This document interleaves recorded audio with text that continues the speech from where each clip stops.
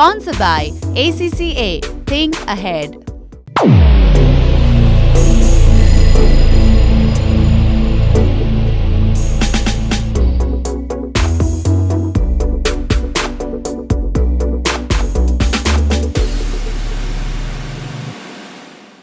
नमस्कार दर्शकवृन्द, जनता टेलिभिजनको शिक्षा सम्बन्धी कार्यक्रम शिक्षाका कुरामा म नारायण आचार्य यहाँलाई हार्दिक स्वागत गर्दछु।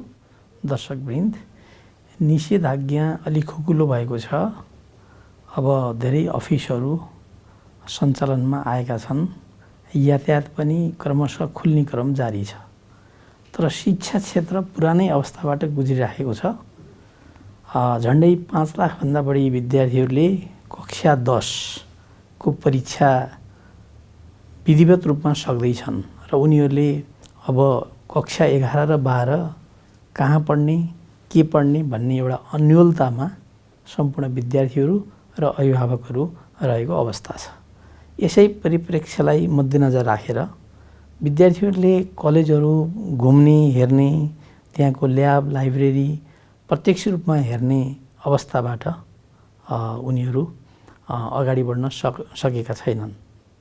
अहिले भर्चुअल भिजिट हुने अवस्थामा कुन विषय पढ्ने, कुन विषय पढ्नका लागि कस्तो खालको कलेज छान्ने भन्ने विषयलाई पनि हामीले आज उठान गर्नेछौँ।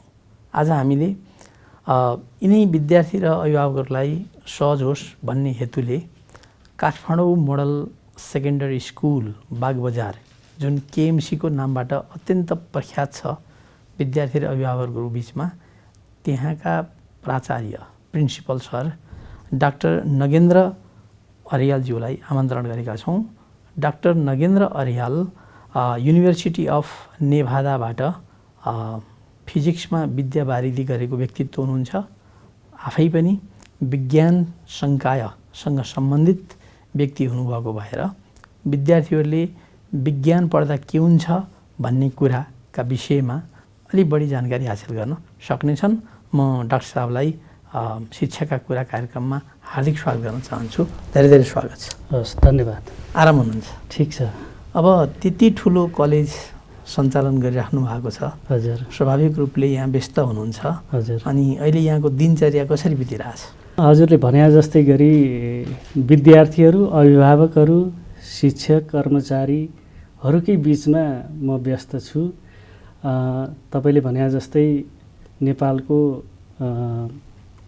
गनिने कलेजहरूमध्येको एउटा कलेज जहाँ 11 र 12 को पढाइ गर्ने गरेका छौँ। यो कलेजमा करिब 4000 विद्यार्थीहरू कक्षा 11 र 12 मा अध्ययन गरिरहेका छन्। 4000 विद्यार्थीका अभिभावकज्यूहरू हुनुहुन्छ। हाम्रो पहिलेका पुराना विद्यार्थीहरू हुनुहुन्छ, उहाँका अभिभावकहरू हुनुहुन्छ। उहाँहरूका सरकारका विषयहरूमा स्वाभाविक रूपबाट म त्यसैमा व्यस्त रहिरहेको हुन्छु।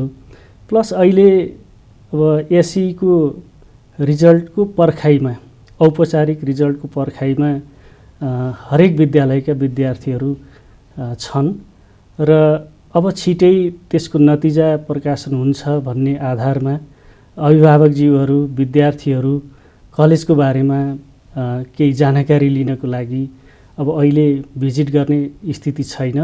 त्यसलाई हामी पनि उत्साहित गरेका छैनौँ।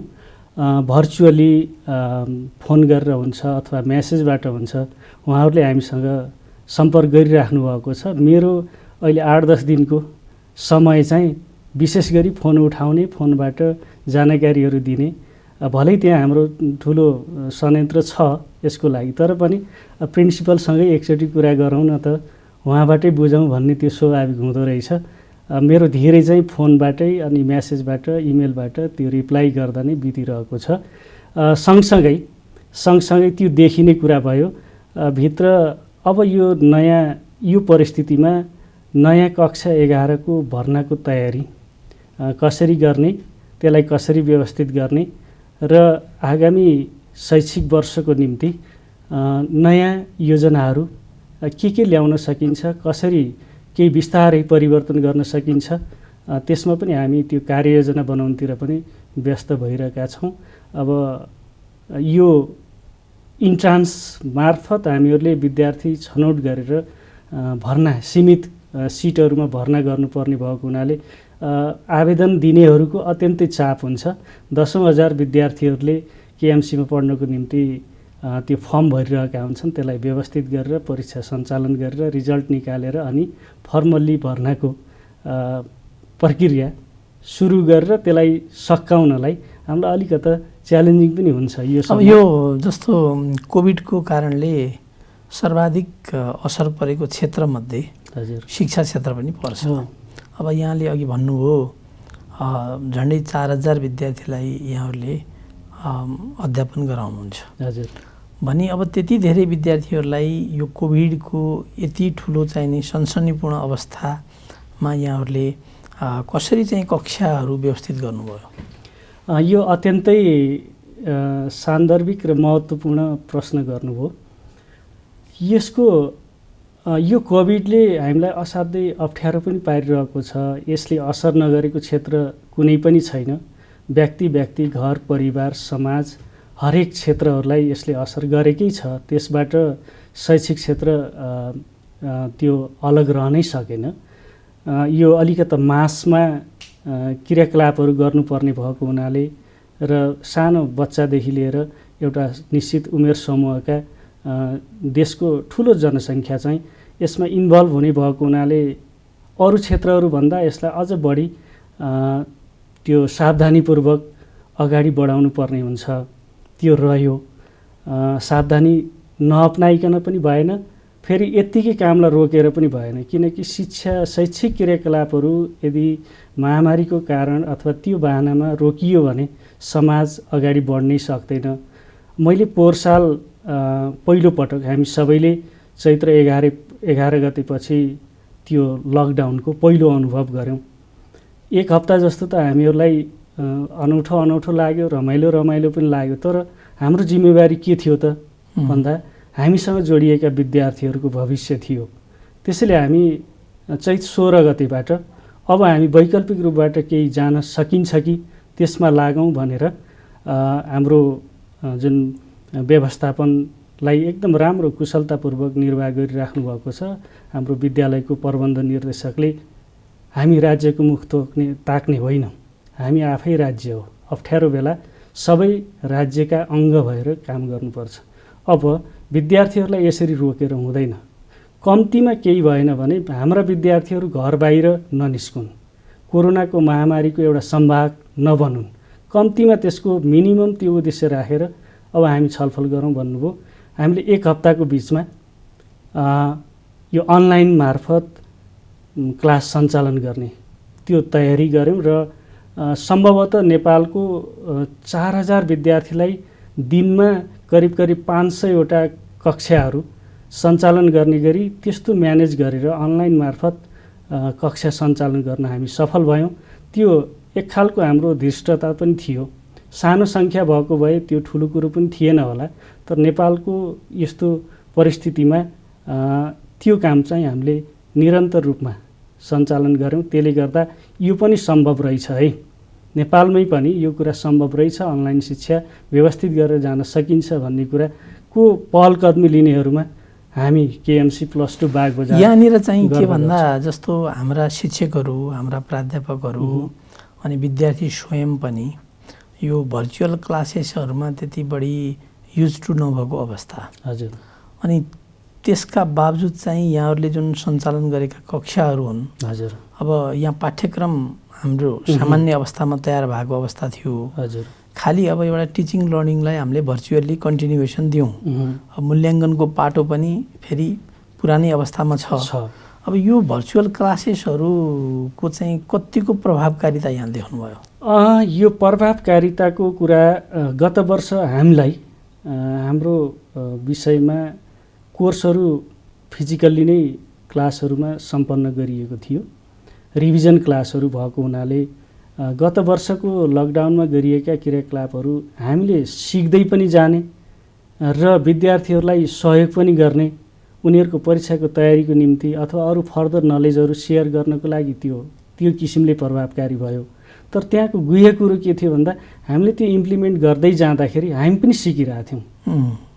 त्यसले हामीलाई सिकायो। तसर्थ कोरोनाले हामीलाई सिकाएको पनि छ, विशेष गरी शिक्षा क्षेत्रलाई अब सधैँ परम्परागत रूपबाट होइन वैकल्पिक तवरबाट पनि शिक्षा प्रदान गर्न सकिन्छ भन्ने कुरा सिक्ने एउटा अवसर पनि दियो। त्यसलाई हामीले प्रयोग गऱ्यौँ र त्यसैको आधारमा त्यो एक्सपिरियन्सको आधारमा अर्को शैक्षिक सत्र सुरु पनि भयो। अनलाइनबाटै सुरु गऱ्यौँ। एकपछि हामीले जे हाम्रो विकनेसहरू रह्यो त्यसलाई समाधान गर्दै गर्दै अब यो जिरोबाट सुरु गरिएको हुनाले मलाई लाग्छ अहिले म त्यति धेरै एक्साइटेड भएर कुरा गरेको होइन। त्यसका राम्रा नराम्रा पक्षहरू छँदैछन्। अझ त्यो पनि हाम्रो नेपाल जस्तो ठाउँमा त्यो बिल्कुलै असम्भवलाई सम्भव बनाइएको हो। मलाई लाग्छ हामी 30-35% चाहिँ सफल भएका छौँ। गर्नुपर्ने थुप्रै छ, बिना आधार सुरु गरिएका कुराहरू हुन्। प्रभावकारिताको कुरोमा मेन गरी के रहेछ भने त्यसमा टेकपार्ट गर्ने को हो त? त्यसमा शिक्षक कर्मचारीहरू अथवा विद्यालय प्रशासन मात्रै होइन, त्यसको मेजर पार्ट भनेको विद्यार्थी हो। विद्यार्थी कतिको मोटिभेटेड छ त्यो चाहिँ मेन पार्ट हो। अनि त्यसलाई सहयोग पुर्याउने अभिभावकहरू अर्को पार्ट हो। हाम्रो केसमा चाहिँ विद्यालय, शिक्षक, कर्मचारी, व्यवस्थापन, त्यसपछि विद्यार्थी, अभिभावक, हामी सबैको यो सहभागिता, प्रयास र सहयोगबाट हामी चाहिँ कम्पेरेटिभली प्रभावकारी बनाउँदै एकपछि अर्को प्रभावकारी बनाउँदै ल्याइरहेका छौँ। भनेपछि केएमसी चाहिँ नि यो महामारी अलि लम्बिए पनि हजुर विद्यार्थीहरूलाई चाहिँ गुणस्तरीय शिक्षा दिनको लागि हजुर रेडी भएर बसिया छ। हामी त्यसमा यो जुन वैकल्पिक शिक्षाको माध्यम छ यसलाई त हामी विकास गर्नुपर्छ। यसको प्रयोग गरिरहेछौँ। यसलाई दिन प्रतिदिन के समस्याहरू आउँछन्, के कठिनाइहरू आउँछन्, यसलाई अझ कसरी प्रभावकारी बनाउन सकिन्छ भन्ने कुरामा हामी प्रयोग गरिरहेछौँ। ती प्रयोगबाट आएका रिजल्टहरूलाई हामी त्यो लागू गर्दै गइरहेछौँ। जुन कमजोरी हुन्छ त्यसलाई छोडिरहेछौँ। विद्यार्थी सबभन्दा ठुलो कुरा हो, उनीहरूलाई मोटिभेट गर्छौँ, हामी काउन्सिलिङ गर्छौँ। र फेरि एक कुरो रटान त्यो पढ्नै पर्छ मात्रै पनि होइन, उनीहरूको फिडब्याक के छ त्यसलाई पनि हामी अहिले त अब एउटा इन्ट्रेस्टिङ कुरा मैले सरलाई थोरै रोकेँ पनि। हजुर जस्तो यहाँ चाहिँ नि फिजिक्स भौतिक शास्त्रको प्राध्यापन पनि गर्नुहुन्छ। अब आफ्नो प्रिन्सिपलको जिम्मेवारी आफ्नो ठाउँमा संस्थामा छँदैछ। अब जस्तो हजुरको चाहिँ नि यो सामान्य थ्योरी विषयहरूमा त भर्चुअल क्लासेसहरू ठिक छ। अब प्र्याक्टिकल चाहिँ सब्जेक्टहरूलाई यहाँहरूले कसरी अगाडि बढाउनु भएको छ? अत्यन्तै सान्दर्भिक प्रश्न सोध्नुभयो। यो अहिले पनि समस्याकै विषय छ। मैले गर्नुपर्ने थुप्रै छ भन्नुको कारण यो विज्ञान विषयसँग अथवा जुन प्रयोगात्मक पढाइ पनि गर्नुपर्ने विषयहरू छन् तिनीहरूसँग सम्बन्धित केही समस्याहरू अझै पनि छन्। हामी त्यसलाई इम्प्रुभ गर्ने, त्यसको सट्टा कसरी जाने भन्ने सोचाइमा छौँ। जस्तै भर्चुअल क्लासकै माध्यमबाट पनि हामी डेमोन्स्ट्रेट गर्न सक्छौँ र त्यो डेमोन्स्ट्रेसनको आधारमा केही क्लिप्सहरू बनाएर स्टुडेन्टहरूलाई गाइड गर्ने हैन। उनीहरूसँग घर घरमा त्यो इन्स्ट्रुमेन्टहरू त हुँदैन, तर पनि त्यो नलेज चाहिँ यसरी रहेछ भनेर यो त विकल्प न हो, वास्तविक त होइन, विकल्प हो। नलेज सेयर गर्ने कुरा हो। कम्तीमा 100% भएन भने 25% भए पनि यदि त्यो पाउनुपर्ने नलेज चाहिँ उनीहरूले पाउन सक्छन् भने त्यो पनि something is better than nothing. त्यसैले हामी अब यो वर्षको प्र्याक्टिकल सम्पूर्ण रूपमा पुरा गर्न सकिएको छैन, केही रहेका छन्। ती रहेका जुन टपिक्सहरू छन् ती टपिक्सहरूलाई केही भिडियो क्लिप्सहरू बनाएर डेमोन्स्ट्रेट गर्ने किसिमले जान सकिन्छ कि भनेर हामी त्यो तयारीमा पनि छौँ। यो पूर्ण त हुँदैन, तर आंशिक रूपमा भए पनि यसले केही न केही त्यो पुर्ताल चाहिँ गर्छ भन्ने लाग्छ। विद्यार्थीको र अभिभावकको अहिलेको मुख्य सरोकार भनेको हजुर अब मैले अघि पृष्ठभूमिमा पनि कुराकानी गरेँ कि 5 लाखको हाराहारीमा विद्यार्थीहरू माध्यमिक शिक्षा परीक्षा यसी सकेर अब यहाँहरूसँग आउँदैछन्। हजुर अब के विषय पढ्ने भन्ने सबैभन्दा महत्त्वपूर्ण सवाल रहिआएको छ। हजुर अब विद्यार्थीले चाहिँ नि के आधारमा विषय छनौट गर्ने? यो चाहिँ समय परिस्थिति अनुसार चल्नुपर्ने देखिन्छ। तपाईँ हाम्रो समयको कुरा गऱ्यौँ भने हामीहरूले फर्स्ट डिभिजन लियो भने साइन्स पढ्नुपर्छ रे भन्ने आधारमा पनि पढियो होला। अथवा इज्जत धान्नको लागि पनि पढियो होला। र त्यति बेलाको प्रमुख कुरा के थियो भने डक्टर इन्जिनियर बन्ने कुरा त सुनिन्थ्यो, तर मास्टर चाहिँ भइन्छ है, कम्तीमा एउटा स्कुलमा साइन्स टिचर भइन्छ, त्यो इज्जत पाइन्छ भन्ने खालको पनि थियो। हामीलाई गाइड गर्ने मान्छेहरू पनि हुनुहुन्थेन, हाम्रो त्यो सूचना लिने त्यस्तो खालको ऊ पनि थिएन, माध्यमहरू पनि थिएनन्। रिजल्ट त हामीले अरू ढङ्गबाट 15-20 दिनपछि थाहा पाउँथ्यौँ भने ती गाइड गर्ने अथवा हामीलाई काउन्सिलिङ गर्ने त्यो वातावरण थिएन। तर अहिले चाहिँ के छ भने पोजिटिभ पोइन्ट, विद्यालय 8औँ कक्षादेखि नै एउटा विद्यार्थीले म भोलि यस्तो हुने हो, म यो फिल्डतिर जाने हो भन्ने खालको उसले गहन रूपमा बुझेर या नबुझेर एउटा रहर चाहिँ देखाइरहेको हुन्छ। हो, त्यो रहरलाई क्यास गर्नुपर्छ भन्छु। यो विषय लिने भनेको प्यारेन्ट्सको लागि होइन, विषय रोज्ने, अथवा आफ्नो दाइ भाइको लागि होइन, छिमेकीको लागि होइन, नातेदारहरूको लागि होइन, साथीको निम्ति होइन, आफ्नो लागि विषय छान्ने हो। र अहिलेको समयमा कुनै विषय राम्रो कुनै नराम्रो भन्ने छैन, त्यसमा कति आफ्नो रुचि छ र त्यो रुचि अनुसारको लगाव आफूले दिन सकिन्छ कि सकिँदैन, र भोलिको आफ्नो जसलाई करियर बनाउँछु भनेको छ त्यहाँ चाहिँ पुग्न सकिन्छ कि सकिँदैन। मेन कुरा स्टुडेन्टले त्यसलाई राम्रोसँग विचार गर्नुपर्छ। विषयको हिसाबले कुनै ठुलो र सानो छैन, राम्रो र नराम्रो छैन, सबै उत्तिकै छन्। सबै विषय जानकार हुन पाए हुन्थ्यो जस्तो लाग्छ। तर अब करियरको हिसाबले भोलि माइन्ड चेन्ज हुने हिसाबले भन्ने हो भने साइन्सको एउटा चाहिँ बेनिफिट छ। त्यो बेनिफिट भनेको ऊ चाहिँ भोलि गएर +2 पछि साइन्स अर नन साइन्स दुवै फिल्डतिर जान सक्छ। एउटा त्यो अप्सन चाहिँ छ अरूको भन्दा। ल भन्यो भने लतिरै भन्ने हुन्छ, म्यानेजमेन्ट भयो भने साइन्सतिर आउनु पाउँदैन। हाम्रो सिस्टम त्यो छ। त्यो विषयहरू इम्पोर्टेन्ट अथवा कम इम्पोर्टेन्ट भनेको होइन, तर केही त्यस्ता रेस्ट्रिक्सनहरू छन् जसले गर्दा हाम्रो नेपालको परिप्रेक्ष्यमा अरू पढ्दा पुनर्विचार गर्न पाइएन। हजुर, साइन्स पढ्यो भने पछि 12 पछाडि जता पनि जान सक्यो, मेडिकल इन्जिनियरिङ नर्सिङदेखि लिएर हजुर अब सबै क्षेत्रतिर ह्युम्यानिटिज ल हजुर सबैतिर जान अझ साइन्स 11-12 चाहिँ साइन्स पढेको स्टुडेन्टले पछि अर्को फिल्ड रोज्दाखेरि त्यहाँ गएर झनै राम्रो गरेको पनि पाइन्छ। यता म्यानेजमेन्टतिर चार्टर्ड एकाउन्टेन्सीतिर पनि निकै राम्रो इभन अब साइन्स पढेका मान्छेहरू यो सरकारी सेवातिर प्रवेश गर्ने चलन अलिक कमै थियो। प्रायः जसो कि मास्टरै हुने, डक्टर हुने, इन्जिनियर हुने भन्ने थियो। तर अहिले लोकसेवाकोतिर हेरौँ त उल्लेख्य। हजुर, मैले त विद्यार्थीहरूलाई त्यो पनि भन्छु कि किन डक्टर इन्जिनियर अथवा अर्को मात्रै भन्ने। नेपालको परिप्रेक्ष्यमा त लोकसेवा अन्तर्गत लिइने परीक्षाहरूमा भिडेर होइन राज्य संयन्त्रका हरेक क्षेत्रहरूमा कामयाब आउने गरी जनशक्ति तयार हुनु पर्यो नि त। विज्ञान पढ्ने विद्यार्थीले सरस्वती कलेज छान्दाखेरिमा अहिले त कलेजहरू पनि प्रशस्त छन्। हजुर, होइन घरै पछि जस्तो कलेजहरू भएको अवस्था छ। अब विज्ञान पढ्ने विद्यार्थीले कलेज छान्दाखेरिमा 1, 2, 3 के कुरामा ध्यान दिनुपर्छ? सबभन्दा ठुलो कुरो के हो भने निरन्तरताको कुरा हो। मैले एकदम फेयरली भन्दाखेरि जब यो कक्षा 11-12 पहिले चाहिँ इन्टरमिडिएट लेभल भनेर ट्यु अन्तर्गत हुन्थ्यो, पछि चाहिँ +2 को जुन सिस्टम संरचना ल्याइयो, त्यहाँदेखि धेरै कलेजहरू खुलेका पनि छन्, धेरै कलेजहरू बन्द भएका पनि छन्। ती निरन्तरता एउटा इम्पोर्टेन्ट कुरा हो।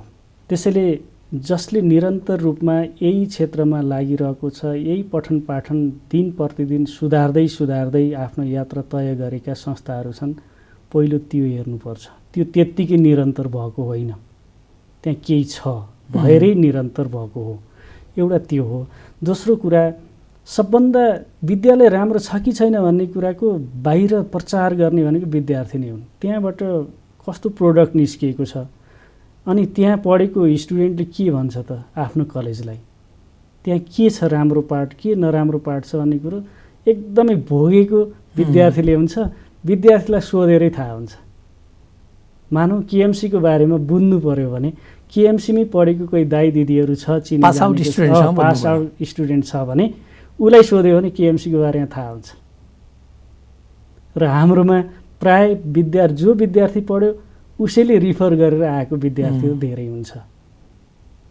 एउटा त्यो हो। अर्को त्यो बाहिरी कुरा भयो। अब आफैले घोत्लिएर एनालाइसिस गर्ने कुरा के हो भने त्यहाँको म्यानेजमेन्ट कस्तो छ, व्यवस्थापन पक्ष, शैक्षिक प्रशासन कस्तो छ, त्यहाँ टिचर्सहरूको टिम कस्तो छ, इन्डिभिजुअल केयर हुन्छ कि हुँदैन, त्यहाँको एक्जाम सिस्टम कस्तो छ, अनि रेगुलर कतिको क्लासहरू रेगुलर हुन्छन् कि हुँदैनन्, बिदा कति धेरै हुन्छन् अथवा ठिक्क हुन्छ, अनि अनुशासन कस्तो छ, अनि त्यहाँबाट निस्केको प्रोडक्ट चाहिँ कता कता के गरिरहेछ त, एचिभमेन्ट के छ त। जस्तै 11-12मा पढ्यो, पास भयो, सर्टिफिकेट लियो, अथवा ऊ टप पनि गर्यो होला, बोर्ड टपरै पनि भयो होला, तर ऊ आफ्नो करियर कहाँ सुरु गर्यो त, ऊ सफल भयो कि भएन। जस्तै साइन्सतिरको अब हाम्रो यहाँको परिप्रेक्ष्यमा भन्दाखेरि एमबिबिएसमा छात्रवृत्तिमा कति स्टुडेन्टले निकाल्छन् सङ्ख्याको आधारमा, इन्जिनियरिङतिर कतिले निकाल्छन्, अथवा अरू फोरेस्ट्री जति विधाहरू छन्, त्यस्तै गरी सिए फाउन्डेसनतिर अलि बढी कम्पिटिसन हुन्छ, त्यहाँ कतिले निकाले। यस्ता त्यो प्रोडक्ट अचिभमेन्ट चाहिँ के छ त्यसलाई पनि हेर्नुपर्छ, किनभने कोर्स सकाउने, एउटा परीक्षा दिलाउने, पास गराउने अथवा राम्रो मार्क्स लिएर पठाउने मात्रै हाम्रो त्यो काम होइन, त्योभन्दा पछाडिको करियरसँग जोडिदिने काम पनि हाम्रो। त्यसैले कुन स्कुलमा फलामलाई पगाले जस्तो पगाल्न सक्छ विद्यार्थीलाई, हो त्यस्तो स्कुल चाहिँ छान्नुपर्छ भन्छु, ताकि जब पग्लेर रातो बन्छ नि त्यसपछि जे बनाउन मन लाग्यो त्यो भन्न सक्छ। केएमसी सफल हुनुको अन्तर्य के छ, खास केएमसीमा छ के?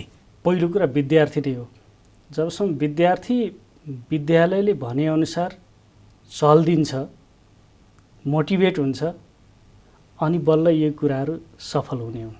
त्यसैले हाम्रो विद्यार्थी अत्यन्तै अनुशासित हुन्छ, बाहिर कस्तो हुन्छ थाहा छैन, तर जब केएमसी छिरिसक्छ नि त्यसपछि ऊ साँच्चीकै केएमसिएन बन्छ। केएमसिएन भन्दा बित्तिकै ऊ एकदमै अनुशासित हुन्छ, मोटिभेटेड हुन्छ, र त्यो मोटिभेटेड स्टुडेन्टलाई टिचरहरूको हाम्रो राम्रो टिम छ, एकदम एक्सपिरियन्स टिचरहरू हुनुहुन्छ, मेरो करियर नै यही हो भनेर लागेका हुन्छन् नि, कहिलेकाहीँ जागिरको लागि खाउन् त भन्ने खालको पनि हुन्छ, तर हाम्रोमा त्यस्तो टिचरहरू हुनुहुन्न। हाम्रोमा एकदम करियर नै हाम्रो यही हो भन्ने त्यस्तो डिभोटेड टिचरहरूको टिम छ, अनि अनुशासित विद्यार्थीहरू छन्, अनि व्यवस्थापन एकदम राम्रो चुस्त दुरुस्त छ, र यो सञ्चालन गर्ने जति सञ्चालकहरू हुनुहुन्छ उहाँहरूले व्यवस्थापकीय जिम्मेवारी पनि लिइदिनुहुन्छ, हामीले जे भन्यो त्यो चाहिँ पुरा गरिदिनुहुन्छ, र उहाँहरूलाई चिन्तन के छ भने यो व्यवस्थापन मात्रै होइन, हामी त शिक्षा क्षेत्रमा केही गर्नुपर्छ, केही नयाँ गर्दै जानुपर्छ, केही सुधार गर्दै जानुपर्छ भने चिन्तन भएका हाम्रो सञ्चालक व्यवस्थापकहरू हुनुहुन्छ, त्यो चाहिँ मेजर पार्ट हो हाम्रो लागि।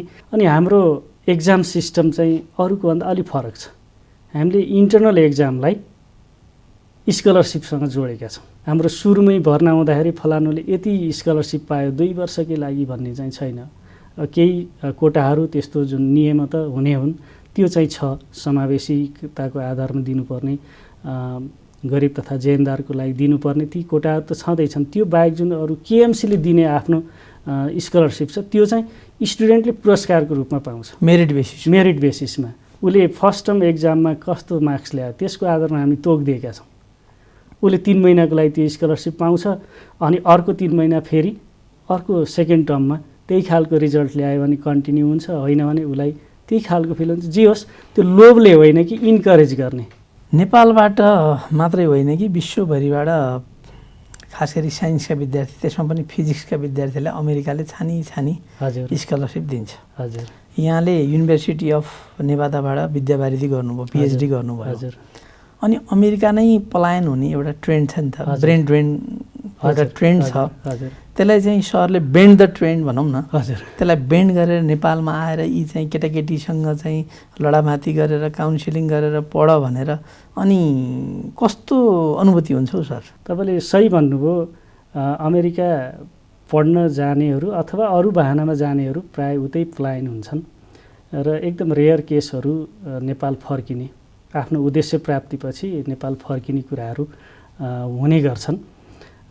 मलाई पनि म फर्किन्छु भनेरै गएको हो, र फर्किएँ पनि। फर्किने बेलामा हाम्रै साथीहरूले पनि पत्याउनु भएको थिएन।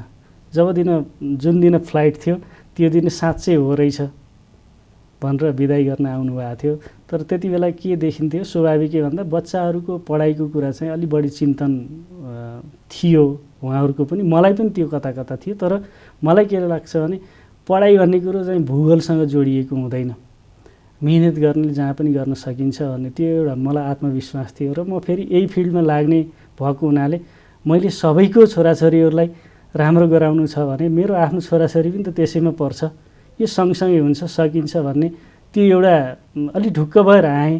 केही फेस त गर्नु पर्यो मैले छोराछोरीको निम्ति। तर छोटो समयको फेस पश्चात उनीहरू ट्र्याकमा आयो, राम्रो गरिरहेछ।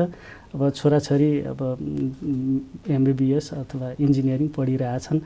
त्यो यहाँको परिप्रेक्ष्यमा म असन्तुष्ट हुनुपर्ने एउटा त्यो पाटो रहेन। यहाँ पनि सकिँदो रहेछ। त्यहाँ गएर इङ्ग्लिस मिडियममा पढेर नेपाली बिर्सेर आएकाहरूले पनि सन्ततिहरूले यहाँ आएर फेरि सुरु गरेर गर्न सक्छन् भने त्यो एउटा प्रुफ म आफै पनि हो होइन। त्यो एउटा अरूलाई पनि छोराछोरीलाई बाहना बनाएर विदेश बस्नुपर्छ भन्ने चाहिँ छैन है भन्ने एउटा त्यो एउटा एक्जाम्पल पनि हो। अर्को कुरा त्यहाँ किन बस्ने, म त्यहाँ गएको भनेको यहाँ जे गर्न सकिने थिएन त्यसैको लागि गएको थिएँ। त्यति बेला मैले PhD फिजिक्समा मेरो आफ्नो इन्ट्रेस्ट अनुसार गर्न सक्ने वातावरण थिएन, त्यसैले म त्यहाँ गएँ, पुरा गरेँ, फर्केँ। आइसकेपछि मलाई KMCले चाहिँ म आउने थाहा पाइसकेपछि ल हामी केही गर्नुपर्छ भनेर भन्नुभएको थियो। आइसकेपछि सल्लाह गरेँ, उहाँले प्लेटफर्म दिनुभयो। म नेपालमा हामीले के भोग्यौँ अनि त्यहाँ गएर के बुझ्यौँ, के थाहा पायौँ अथवा के भोग्यौँ अनि यहाँ के गर्न सकिन्छ त भन्ने कुरोमा मैले त्यसलाई अलि बढी ध्यान दिएको छु। मैले विद्यार्थीहरूलाई भन्दाखेरि, काउन्सिलिङ गर्दाखेरि पनि त्यही भन्छु, बाहिर धेरै खोज्न जानु पर्दैन। हामी यही KMC भित्रै एक्जाम्पलहरू छौँ। त्यहाँ अमेरिकाबाट फर्के हामी 3-4 जना छौँ, त्यहीँ छौँ। केमिस्ट्रीको एकजना डाक्टर साहब हुनुहुन्छ, म्याथको डाक्टर साहब हुनुहुन्छ, म छु होइन। हामी इनफ छौँ कि हामी आफ्नो एक्सपिरियन्सहरू सेयर गर्नको निम्ति। यहाँको एजुकेसनलाई विश्वस्तरीय बनाउन सक्यौँ भने हाम्रा विद्यार्थी त्यहाँ गएर एक्सपेरिमेन्ट गरेर यहाँ फर्केर आउन सक्छन् नि त, यहीँ बस्छन्। हामीले त्यो एउटा बाटो देखाउने हो। बाटो देखाउने कुरोमा हामी सुरु गरेका छौँ। KMCले पनि पहिले हाम्रो KMCमा सरले भन्थे MBBSमा कतिजनाले निकाले, त्यो हाम्रो लागि ठुलो कुरै हुँदैन। प्रत्येक वर्ष एकदम राम्रो सङ्ख्यामा 2500-3000 जनाले स्कलरसिपमा निकाल्छन्।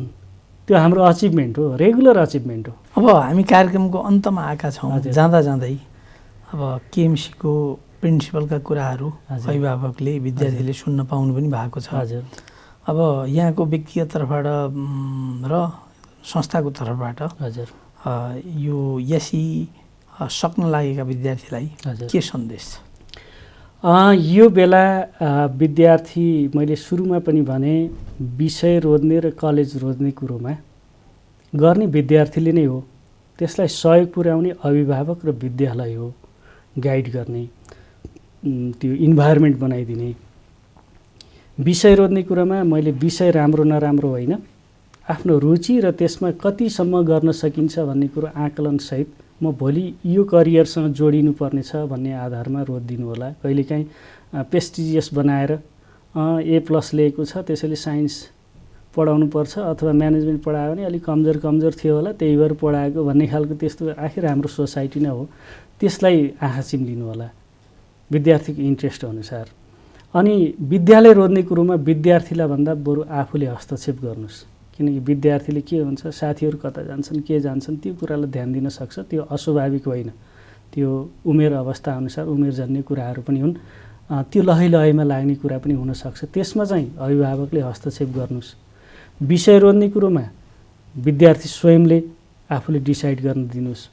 र विद्यालय रोज्दाखेरि, अभिभावकले रोज्दाखेरि मैले अघि नै पनि बताइसकेँ, मैले KMCको लागि मात्रै भनेको होइन, देशभरिका हरेक जति पनि संस्थाहरू छन् उनीहरूलाई मूल्याङ्कन गर्नुहोस्, त्यसको रिजल्ट कस्तो छ, अचिभमेन्ट कस्तो छ।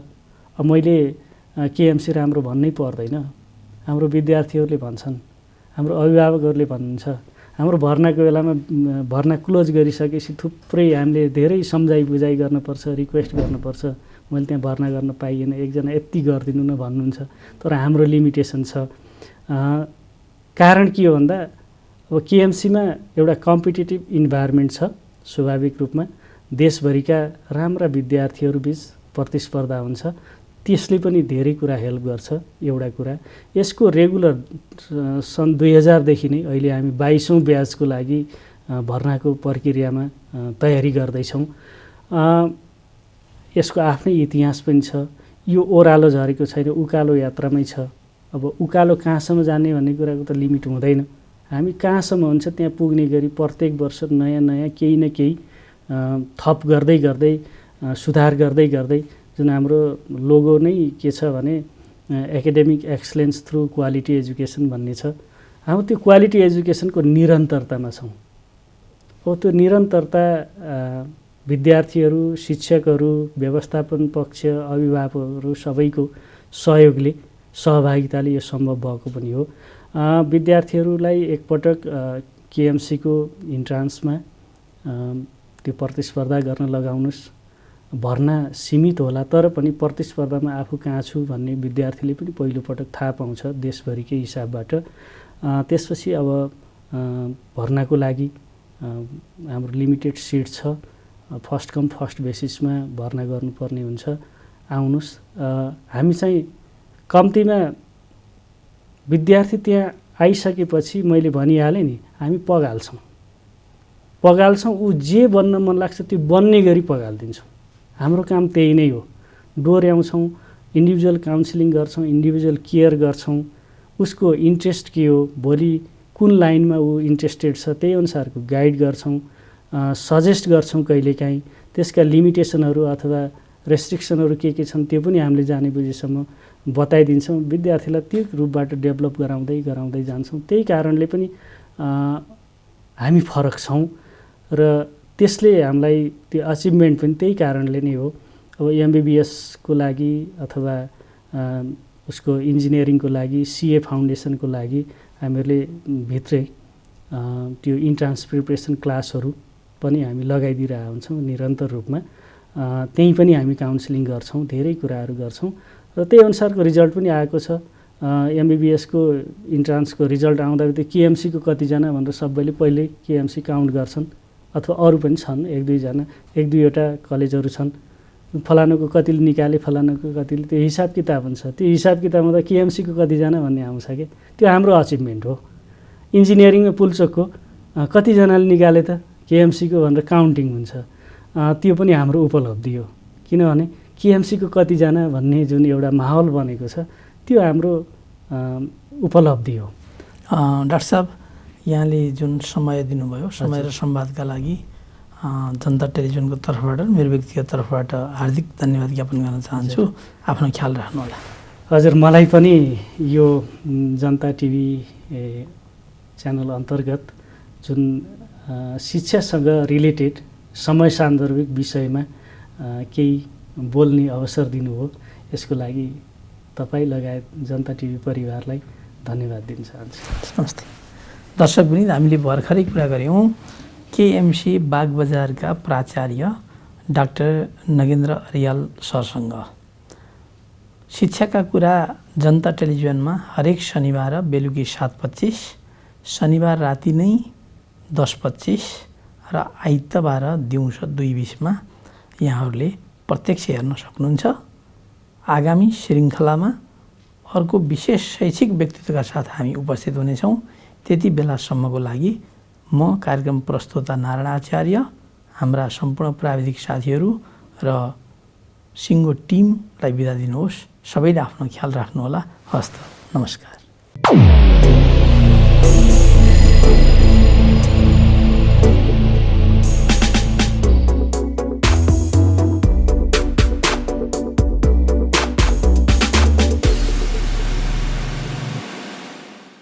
Sponsored by ACCA. Think Ahead.